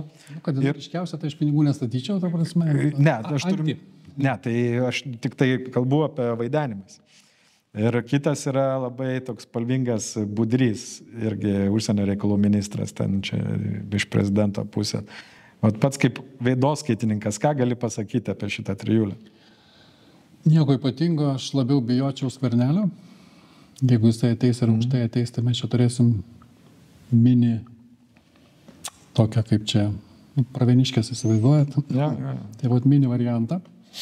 Nes šitą visą pirmas dalykas jau buvusi ta praeitis, kitas dalykas, jis turi polinkio griežtiems sprendimams, tvarkai. Antras žmogus, kurio aš bijočiau, tai yra Žemaitaitis. Tai va tokie, šitie du, kuriuos reikia žiūrėti. Kalbant apie tą karo ministrą dabar, ne? Žodis karo, jie netinka prie veido. Krašto apsaugos. Krašto apsaugos. Žinai, mano problema yra tokia, aš nuvažiuoju į senukus, Vinių, ir ateinu į Vinių skyrių, ta prasme, ir visos pardavėjos moteris. Ir aš jam sakau, kognityvinė prasme, sakau, jūs man gadinat gyvenimą, sakau, nes aš norėjau vyro, kuris man paaiškintų, kokiu man reikia Vinių. Ir jos sako, dabar lygios teisės, va čia ir problema. Ta prasme, nežemino ne vienos moters, ta prasme, visos moteris tikrai turi turėti lygias galimybės, bet ne teisės. Kuria prasme, jeigu aš pakeliu 100 kg, tu pakeliu 50, tai jau pas mus galimybės nelygios. Čia ne dėl to, kad kažką matuojamės, ne. Ir jeigu ta moteris man gali atsakyti to vinių klausimą, viskas yra ok. Tai dabar grįžti prie mūsų tos karo ministrės. Jinai man labai primena tą ministrą, kuris buvo kažkada atsakingas už sveikatą, kuris buvo irgi ten statytinis. Tai va čia irgi yra toks, kaip čia, kažkoks keistas personažas, ta prasme, kuris dabar imituoja karo ministrą. Nes būkim sąžininkai ir vėl toks be jokių stereotipų, ta prasme, karas yra vyrų reikalas. Ir aš tikrai pažįstu moterų, kurios galėtų būti karo ministrėm, ta prasme, kurios turi Kafonės. kvadratinius įrankius tokius visokius va. Ir jos tikrai galėtų būti karo ministrėm, ta prasme, va, buvusi mūsų viena irgi ten su žymė mėlyna suknelė. Dvi turėjo suknelės, viena mėlyna, kita tamsiai mėlyna. Va, čia būtų geras karo ministras. Ta prasme, va, daugelio kariuomenių kariai iš karto mes turūkytinom, nes kai jinai kalba, tai ta prasme griežčiau nebūna, žinai. Ir jos tai visi raginimai, einam kariauti, o ten tinka žmogui prie veido. Ta prasme, va, ten viskas logiškai. Nu, dabartinė, tai aš nežinau apie ką čia. Tai, ta prasme, čia jinai mažiausia problema. Tai va, tai stebėkit gerbiamą mūsų Seimo pirmininką ir tą atskalūną, kuris neaišku dabar jis atskalūnas, neatskalūnas, nes sakau, toks kaip čia yra žmogaus elgesys ir žmogaus elgesį tu gali kažkur tai prognozuoti. Reiškia, jeigu žmogus eina kažkokią vieną liniją, nu, tai viskas aišku. Čia kaip staiga, pavyzdžiui, Viktoras pradėtų kalbėti apie tai, kad ten, viskas, ką aš prieš tai kalbėjau, yra nesąmonė, o iš tikrųjų tiesa yra tokia, kad reikia labai mylėti Ignitį ten arba dar kažką. Sakyčiau, kažkas sistemai pasikeitė. Matricoje Glitch in the Matrix. Matricoje kažkur kliukas yra, jo. Tada juodas katinas prabėgtų, aišku. Jo, tai vat kalbant apie Žemaitaitį, sakau, aš neturiu faktų, aš nieko negaliu įrodyti, prasme, bet irgi kaip ir visi žmonės stebiu tą liniją, vadinkim taip. Ir šitą visą, man kažkokie ten gliukai, karts nuo karto išlenda ir aš buvau, kodėl taip? Tai va, tai tada klausimas ir yra, iš kur tie netitikimai. Čia tas pats, kad važinai, nuskridom į Mėnulį, fainai, parūkėm, pakilom, toks, o kaip jūs ten rūkėt, kaip kilo degonės generalė, ten toks, daug klausimų kyla, žinai. Tai kalbant apie tą patį Žemaitaitį, sakau, toks irgi, kyla daug klausimų, žinai, toks, viskas fainai, šast ir nutrūksta, viskas fainai, šast ir nutrūksta. Kas čia? Nieko, manau, valdžia atspindi ir laikotarpį, kuriame gyvename, ir šiaip visus procesus, nes, kai grūna sistema, yra daug ir tų tipo senovės išminčių pasisakymų tokių išminties, kad kuo arčiau imperija prie pabaigos, to durnesni joje įstatymai ir žmonės, kurie ją valdo. Pirmas dalykas, o kitas dalykas, nežinau, duosiu tokią patarimą. Kažkada manęs paklausė, sako, žinai, ką daryti, kad ta valdžia būtų efektyvi. Sprendimas labai paprastas. Reikia padaryti taip, kad valdžia būtų atsakinga 110% už savo sprendimus. Viskas labai gražiai atsistoja savo vietas. O dabar, žinai, tu ateini 4 metam, kakučiom pamalti, ta prasme, gauni gražią mašiną, kanceliariniam išlaidom, ta prasme, susamdai 6 patarėjas su dokumentais, ten gražesnės tokia, žinai. Ir tu imituoji kažką, tai žinai. Nesakau, kad taip daro visi, bet jeigu stebim, pavyzdžiui, Seimo narių darbą, atsakykit savo vieną paprastą klausimą. Vat kuris iš jų kalba kaip herojus, tai reiškia ne dėl savęs, dėl visų, ir kas ir turėtų būti ta pati valdžia, ir kas kalba dėl savęs, dėl sistemos pačios išsaugomai ir panašiai. Tai dabar, jeigu tu esi Seimo narys arba pretenduoji būti Seimo nariu, pavyzdžiui, aš vairuoju mašiną, ne? Man reikia praeiti psichiatro, ten tą sveikatus, visą kitą, tai yra atsakomybė, ginklą aš noriu naudoti ir panašiai. Bet kad aš noriu būti Seimo nariu, tai man nieko nereikia, tiesiog reikia ten kaip čia sugebėti užburti tam tikrą grupę žmonių, turėti resursų, ta prasme, ir aš automatiškai pateksiu ten. Ir kai aš patenku ten, ta prasme, netgi dabar, sakysim, Seimo narys vairuodamas padarė avariją, su juo nieko negalima padaryti. Jis turi teisinę neliečiamybę ir panašiai. Tai va čia ir yra pagrindinė problema, kada mūsų valdžia, ta prasme, turės tą lygiai tokia pat, aš suprantu, dėl ko einu ir aš suprantu, kad aš už savo veiksmus ten turėsiu atsakyti. Viskas atsistoja į savo vietas.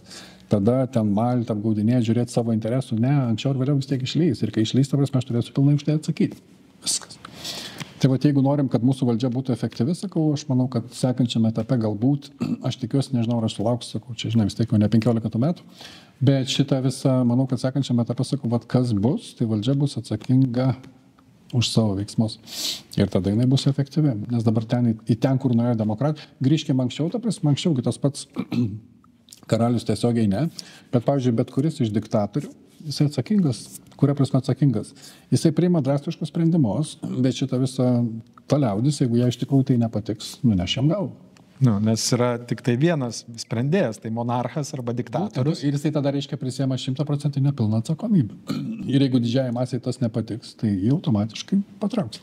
Nebus tai masė, tai greičiausiai bus tas pats elitas jo, bet jisai organizuos tą pačią masę. Tai va čia principas ir gaunasi, įveskim atsakomybę. Nes dabar kalbant apie demokratiją, visiškai jokios. Bet kokį sprendimą reikia priimti, jie susirenka, gražiai pašneka ir... Žydrūnai, tai mes galėtumėm čia, aišku, 2 paras kalbėti apie visus šitos dalykus, bet gal pasilikime ateičiai, manau, dar sugrįši į triušio urvą. Ir ką, palinkėkime žiūrovams būti herojais, savo sričių specialistais. Jo, aš irgi noriu palinkėti, kad apmastykit šitą video, bet iš to kampo, kaip jūs galėtumėt būti patys savo herojais savo gyvenime. Tai čia pirma dalis. Bet pirma sąlyga, kalbant apie tą buvimą herojim savo gyvenime, tai yra pabandykit mažai žingsniukais, saugiai, kiek įmanoma mažiau meluoti savo. Kiek įmanoma mažiau meluoti savo, tai reiškia toks, nežinau, paimkim bet ką, jūsų santykius. Jeigu ten kažkas yra blogai, tai pabandyk suvokti, kur yra problema, ką ten galima padaryti, prasme, jau nuo čia prasideda tas heroizmas. Jie neįsispręs savaime. Tai paėmus bet kokį gyvenimo sritį, sakau, toks mažai žingsniukais, pabandykit pereiti į herojos poziciją. Tai verta padaryti dėl kelių priežasčių ir pirma ir pagrindinė yra, nuo tada gyvenimas bus įdomus. Niekam nereikės nieko įrodinėti, prasme, tik tai pačiam savo. Tai tiek. Dėkui, kad pakvietei. Malonu, tai iki kito karto. Iki malonaus. Šiandien triušio urve lankėsi Žydrūnas Sadauskas. Ačiū, kad žiūrėjote ir praleidote laiką kartu su mumis. Tikiuosi, sužinojote kažką naujo ir pamatėte mus supantį pasaulį kitų kampų. Laukiame jūsų komentarų, pastabų ir konstruktyvios kritikos. Prenumeruokite kanalą, spauskite patinka, pasidalinkite su draugais bei artimaisiais. Sekite Baltą triušį 77 ir YouTube platformose, kuriuose pirmieji išvysite naujausius epizodus bei trumpus video. Iki kito pasimatymo triušio urve.